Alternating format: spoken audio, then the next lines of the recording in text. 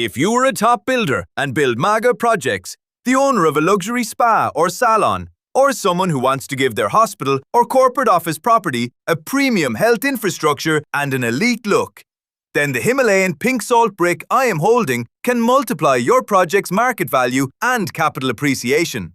I am from Sun Overseas Company, and today I will show you how our team installs commercial salt walls using high-end architectural engineering.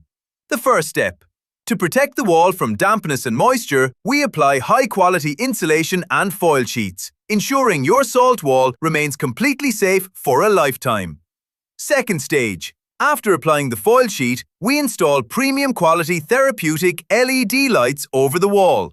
It is these lights that later create a stunning glow from behind the salt bricks. Third stage. After fixing the lights, we reach the most important stage, our wooden framework. We prepare heavy-duty, customized wooden frames tailored to each space and install them on the wall to support the weight of the entire salt wall. Fourth and final stage. Once the frame is set, we begin the installation of the premium salt bricks one by one. Building from the foundation at the ground level, we assemble these salt bricks in order, carrying them all the way to the top, to the ceiling, which creates a beautiful, live salt wall.